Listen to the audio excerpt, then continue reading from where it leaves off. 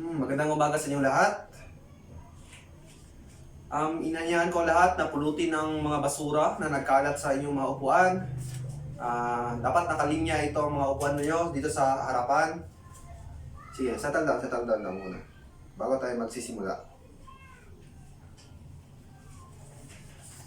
Sige, okay na. Tumayo ang lahat para sa ating panalangin na pangungunahan ni Mr. Warren dito ka sa harapan.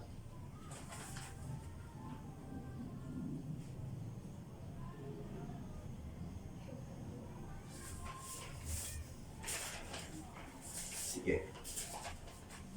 Ngayon naman, akin namang iti-check ang sino ang lumiban at sino naman ang nandito.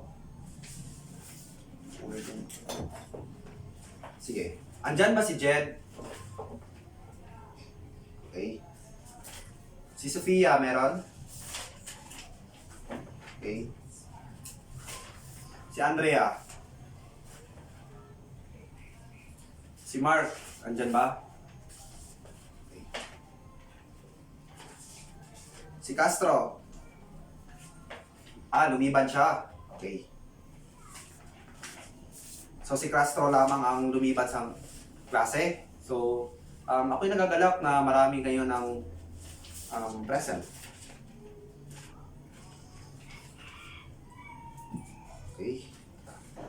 Bago tayo magsisimula sa ating aralin ngayong araw ay nais ko muna kayong paalalahan sa ating mga tuntunin dito sa loob ng silid-aralan.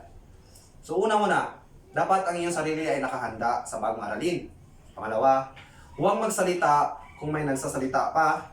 Pantatlo, kung gusto niyo sumagot, itaas ang kamay at huwag sumagot ng sabay-sabay. Pang-apat, huwag mahiyang ibahagi sa klase ang mga idea o opinyon. So, dapat nating isipin ang mga tuntunin dito sa loob ng kaklase, sa loob ng silid, sapagkat ito'y napakahalaga para hindi maging kalat-kalat ang aralin.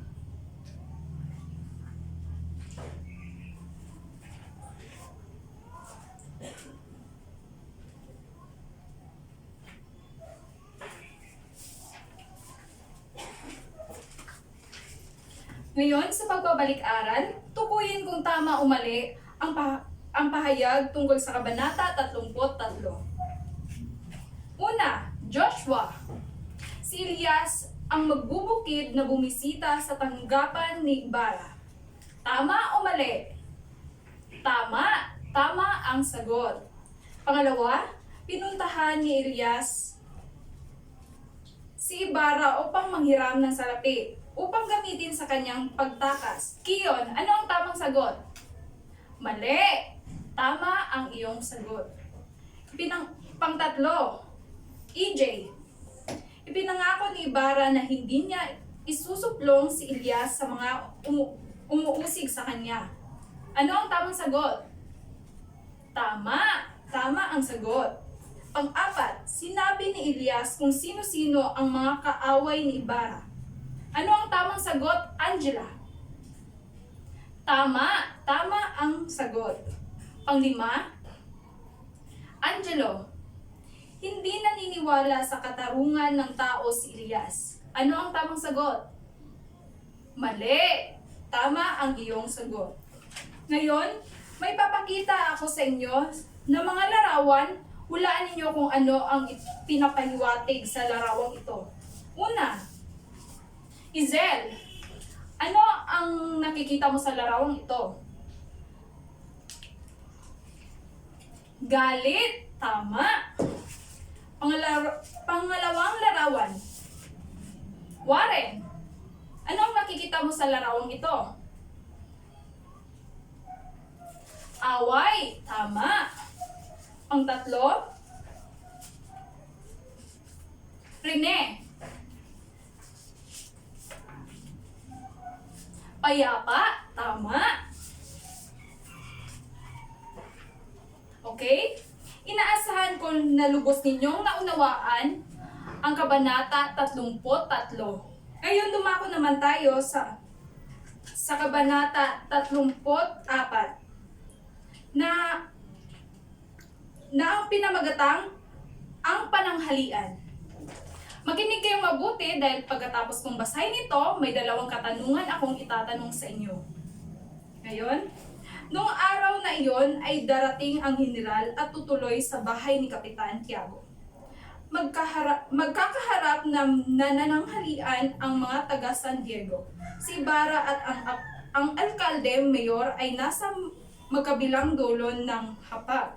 Si Maria ay nasa gawing kanan ni Ibarra, samantalang sa kaliwa naman niya ang eskribano. Nasa hapag din sina Kapitan Tiago, iba pang mga kapitan sa bayan ng San Diego, mga pari, mga kawanin ng pamahalaan at mga kaibigan ni Maria Clara at Ibarra.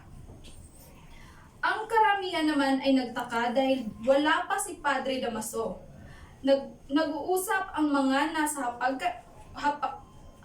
habang kumakain. Napag-usapan nila ang hindi pagdating ni Padre Damaso.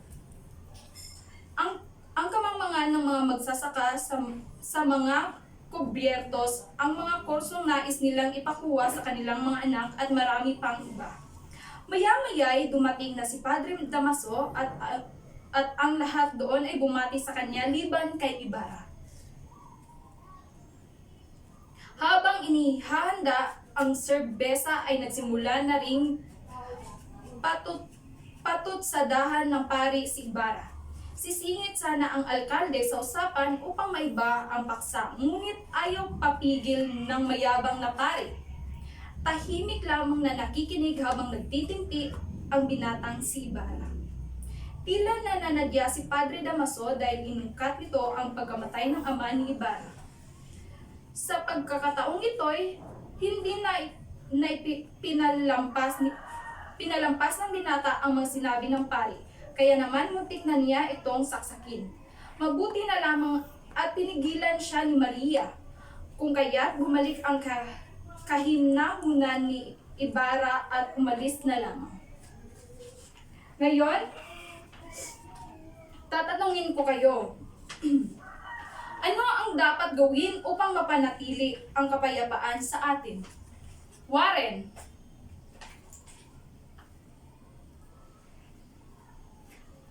Tama, may punto ang iyong sagot. Pangalawa, Jed. Sa papaanong paraan maiwasan ang galit at away ng isang tao?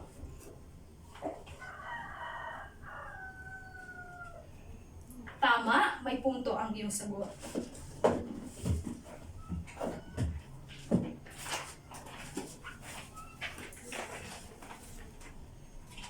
Ngayon, meron akong inihanda na palaro sa inyo at hahatiin ko kayo sa 4 na pangkat.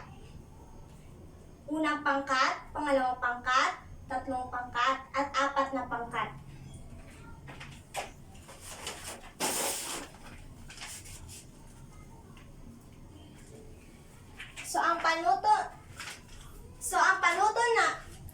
Ang panuto ay ayusin ang mga ginulong letra upang mabuo ang kahulugan ng salitang may salungguhit. So, sa palaro, meron akong 4 na pencil pen at illustration. Dito nyo isasagot ang sagot dito sa pakasalungguhit. At paunahan kayo ng maisagot.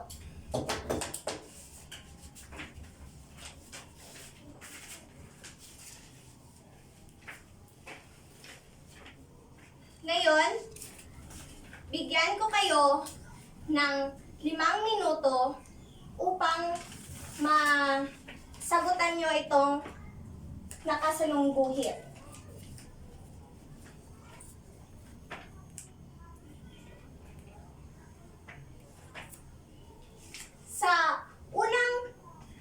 Sa unang numero, dumating ang panauhin na may mapanlibak ng ngiti. Ano ang salitang kasing kahulugan ng mapanlibak?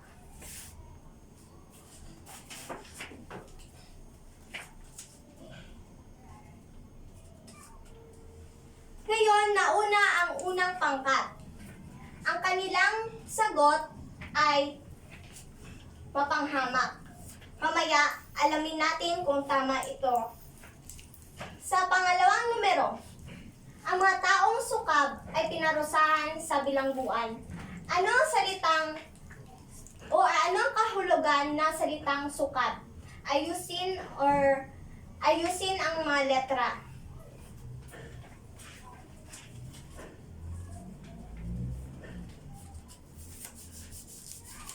Ngayon, nakahabol ang pangalawang pangkat. Maya, malalaman natin kung tama ang pangalawang pangkat. Sa tatlong numero.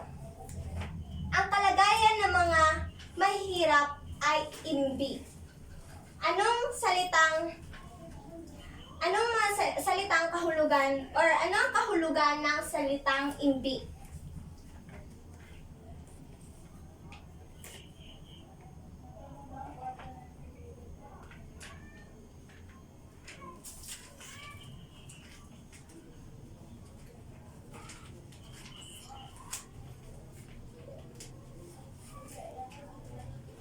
Tama kaya na hamak ang sagot ng unang pangkat?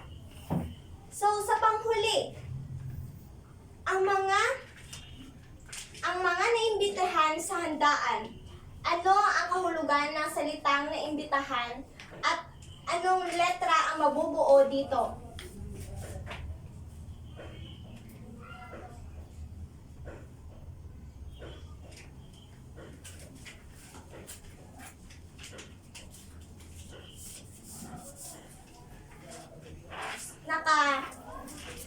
Nakasagot rin ang pangatlong pangkat.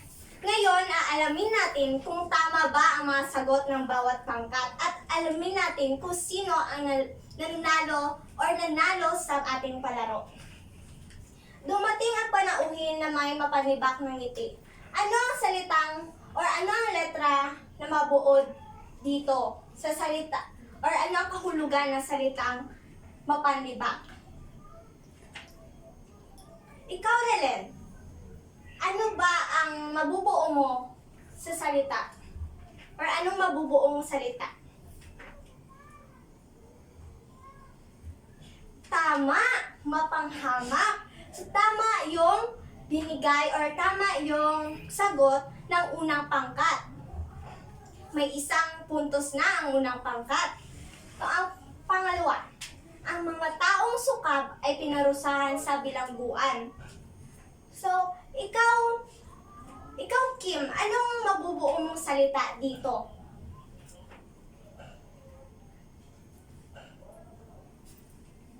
Taksil ba? Tama, taksil. So, tama yung sagot ng pangalawang pangkat. Tig-isa-isa na silang puntos. Ang unang pangkat at pangalawang pangkat. So, habol-habol tayo. Pangkat 3 at pangkat 4. So, meron pa na namang dalawa.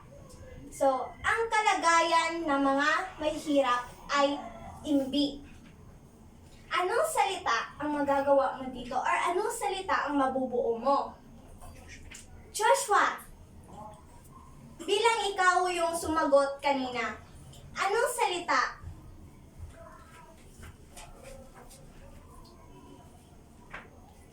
Hamak! Tama! So, meron na tig-isa-isang puntos. Pangkat 1, 2, at 3. So, ngayon wala pang puntos ang pang-4. Tingnan natin kung makakapuntos o makakahabol ang 4 na pangkat. Mga naimbitahan sa handaan. So, ano ang mabubuo mong salita dito? Tama ba na panauhin? Tama! Ngayon, meron na tayong panalo sa larong ito. Ang pangkat 1. Bigyan natin sila ng 3 palakpak. Ngayon naman, meron akong ibibigay na aktibidad or activity. So, hahatiin ko kayo sa tatlong pangkat. 1, isa, dalawa, tatlo, isa, dalawa, tatlo, isa, dalawa, tatlo, isa, dalawa, tatlo. So, ang pangkat una ay dito, pangkat dalawa, pangkat tatlo, at pangkat apat. So, dito, magbibigay ako ng pamantayan. Ito ang pamantayan sa paggawa, or ito ang pamantayan nyo upang makabuo kayo or mabuo nyo ang mga sagot dito. So,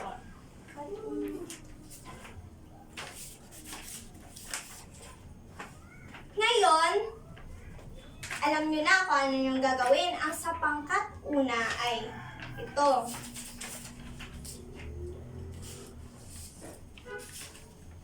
Magpili muna pala kayo ng bawat leader or na siyang mangunguna sa inyong gawain. So, sino ang sa pangkat una? Oh, Jed! Ikaw. Ikaw ang mangunguna sa pangkat una. Sa pangalawang pangkat ay si Relen. O, ikaw ang mangunguna sa pangkat dalawa.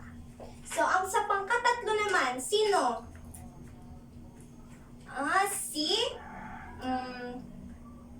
Si Joshua. Si Joshua ang manguna sa inyo sa pangkat tatlo. Ayan,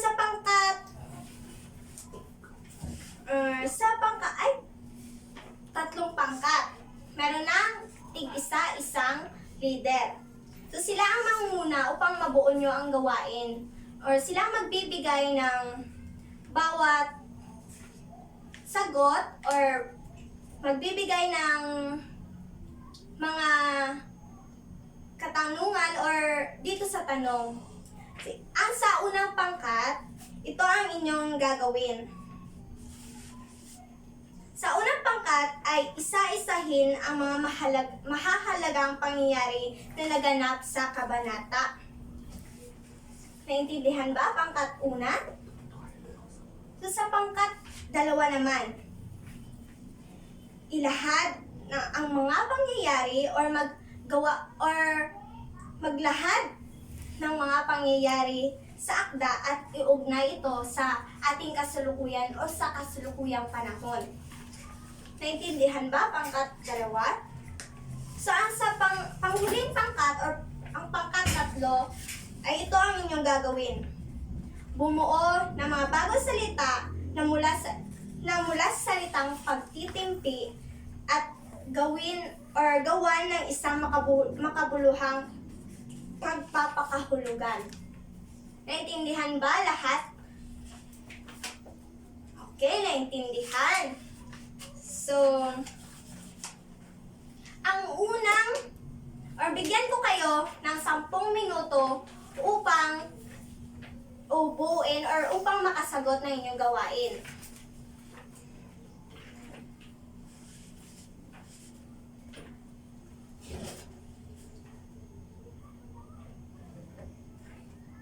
Ngayon, handa na ba ang lahat? Ay, hindi pa. Meron na lamang kayong 2 minuto upang sagutin or upang ilahad nyo ito sa harapan or tapusin ang inyong gawain.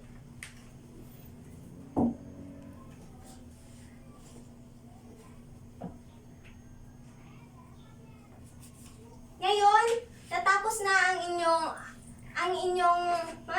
minuto na at maaari na ninyong mailahad ang inyong gawain. At ang mauna ay ang pangkat una.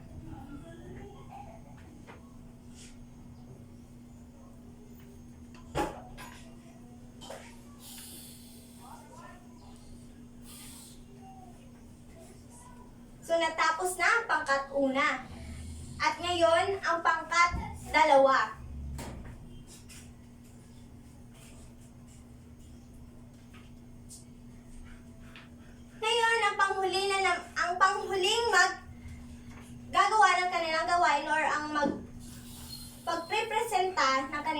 gawain ay ang pangkat or ang panghuling pangkat, ang pangkatatlo.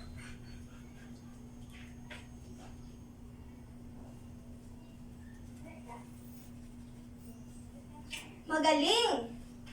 Ngayon, magbibigay na ako ng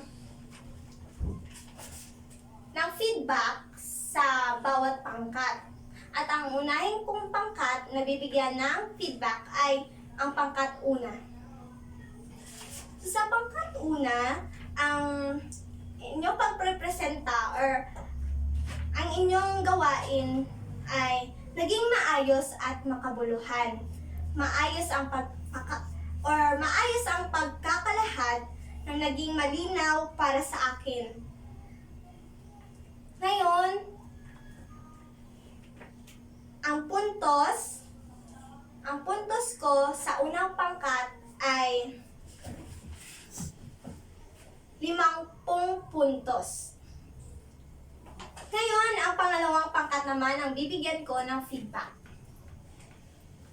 Sa pangkat 2 ay mahusay ang inyong pagkakalahad, pero kailangan nyo maging maayos ang inyong pagsasalita at tuloy-tuloy dapat. So, ang bibigay ko na puntos sa inyo ay 45 puntos. Sa pangatlong pangkat or panghuling pangkat na bibigyan ko or bibigyan nyo ng feedback ay ang inyong ginawa ay mahusay at nagawa nyo ang inyong gawain, bawat isa sa inyo. So, ngayon, ang bibigay ko na puntos ay 48 puntos. 48 puntos. Ngayon naman, mga bata, ay magbibigay ako or magbibigay ako ng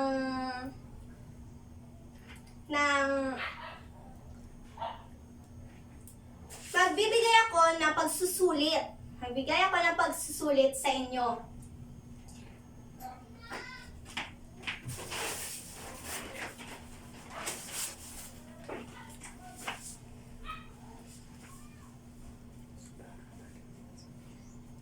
Narito ang pagsusulit na gagawin ninyo. Bawat isa sa inyo ay kumuha ng isang kapat na papel at ilagay niyo lamang ang letra ng tamang sagot.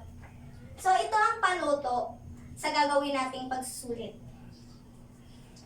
Tukuyin kung ang mga pahayag ay nangyayari sa akdang na talakay. Isulat ang A kung tama at mali ang B. B naman ang inyong sagot kung mali ang A at tama naman ang B. C naman ang inyong sagot kung tama ang A at B or tama ang dalawa. D naman ang inyong sagot kung mali ang A at B or mali ang dalawang naibigay. Bigyan ko lamang kayo ng 10 minuto or 5 minuto para sagutan ang aking pagsusulit.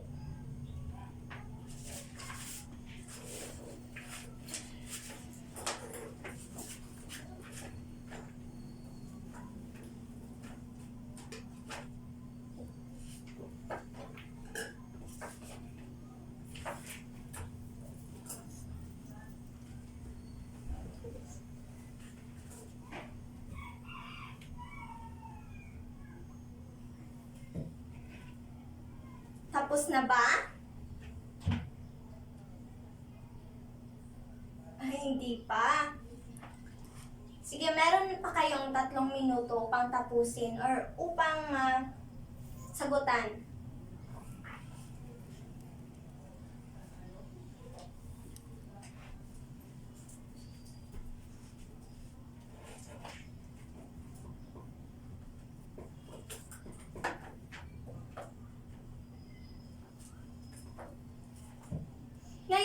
tapos na inyong oras. At magpalitan na kayo ng papel sa inyong katabi. Sige. At isulat sa ibaba ang iniwasto ni. Okay, sa unang numero. Kasama sa mga naimbitahan sa pananghalian ang mga Indio sa bayan ng San Diego. B. Dumating sa pagtitipon ng alkalde at si Crisostomo Ibarra. Ngayon, tama ba ang A? Kasama ba sa mga naimbitahan sa pananghalian ang mga Indio? Mali. Ang B. Dumating sa pagtitipon ng alkalde at si Crisostomo Ibarra. Dumating ba si Crisostomo Ibarra? Tama. So, ang tamang sagot ay letter B. Tama. Pangalawa. Jed, ano yung sagot sa pangalawa or sa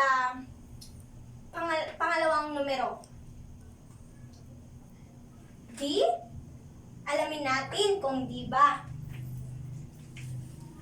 Sa letrang A ay nagpadala ng telegrama ang Kapitan General na sinasabing siya ay tutuloy kay Kapitan Tiago. Nagpadala ba ng telegrama ang Kapitan?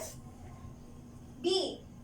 Mabilis na nilisan ng mga panauhin ang hapag ng mabalitaang darating ang Kapitang General. Mabilis ba nila nilisan? So, ang iyong sagot dyan ay D. Tama. D nga. Kasi, hindi ito nabanggit sa kabanata. 34 na kabanata. So, ang pangatlo ay Helen. Ano yung sagot sa pangatlo? C? Alamin natin kung C ba. A. Dumating si Padre Damaso at lahat ng panauhin ay bumati sa kanya. Tama ba? Na lahat or nang dumating si Padre Damaso ay bumati lahat sa kanya? Sa letrang B, nagbigay galang din si Crisostomo kay Padre Damaso. C, tama ba ang C? Mali. Ang tamang sagot ay A. Tama ang A. Mabilis ang nilisan ng mga panauhin ang hapag na or dumating si Padre Damaso at lahat ng panauhin ay bumati sa kanya. So, sa pang-apat na katanungan or sa pang-apat,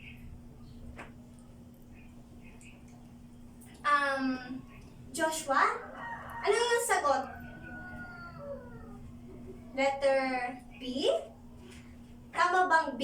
Alamin natin. Kinutya ni Padre Damaso sa harap ni Crisostomo ang kanyang ama. So kung nakinig kayo sa 34 na kabanata ng Noli Me Tangere, malalaman nyo ito. So, kinutya niya ba sa harap ni Crisostomo ang kanyang ama? Tama. Sa letrang B, nagalit si Crisostomo at napatay niya si Padre Damaso. Nagalit ba siya? Ano? Oo. Hindi siya nagalit. Ay, nagalit pala siya. Pero hindi niya pinatay si Padre Damaso. So, alin lang yung tama? Ang tama lang ay ang kinutya ni Padre Damaso sa harap ni Crisostomo ang kanyang ama. So, sino ang nakakuha ng 4 na puntos? Wow! Si Relen at si Jed. palakpakan natin sila ng 4 or 3 palakpak. Okay. Sino naman ang nakakuha ng 3 puntos? Kim! Bigyan natin siya ng 2 palakpak. So, sino naman ang nakakuha ng 1 puntos? Wala, magaling! Wow, ang galing nyo! Ngayon, natatapos na or merong ibibigay na takdang aralin sa inyo.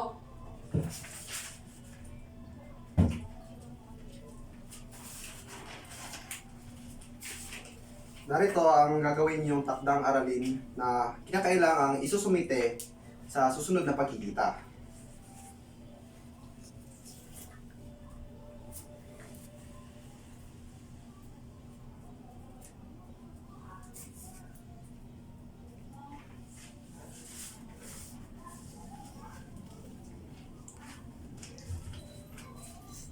So, takdang aralin. Magtala ng mga napanood o nababasang balita na may kaugnayan sa paksang tinalakay. So kailangan kayong mag-research o mamanaliksik ng mga balita na may kaugnayan dito sa pananghalian, sa kabanatang 34. Dapat ito na talagang yung may kaugnayan talaga sa nangyayari dito sa kabanata. So, isusumite niyo ito sa susunod na pagkikita, isusulat niyo ito sa malinis na papel, sa 1 whole sheet of paper. At saka, yun lang. At inaasahan ko ang lahat na kayo ay may natutunan sa araw na ito. Naging malinaw ba naman ang talakayan sa Kabanata 34? Kung meron kayong hindi naintindihan ay maaari kayong magtanong sa akin. Wala naman? Naging malinaw ba sa inyo? Kung ganon, inaasahan ko na sa susunod na pagsusulit ko ay masasagutan ninyo. Kasi sa susunod na pagsusulit, ito yung coverage ng susunod na pagsusulit. Will be on sa susunod na pagkikita. Kaya maghanda kayo, buksan nyo yung mga libro, sa mga notebooks niyo, kailangan yung magbasa at maghanda kasi magkakaroon tayo ng pagsusulit pa rin sa susunod na pagkikita. So kung wala nang klarifikasyon o wala nang kalituhan sa kabanatang ito, ay maaari na kayong lumabas. Pero bago kayo lalabas, pulutin niyo muna yung mga kalat niyo diyan, dalhin niyo at itapon sa basurahan bago kayo aalis. Tsaka magandang hapon sa inyo lahat. Magandang araw, ma'am. Ako pala si Kim Charby Siaheg. At ako naman po, si Relen Reformado. Ako naman si Giselle Estopito at ito ang aming teaching demonstration sa Assessment 2.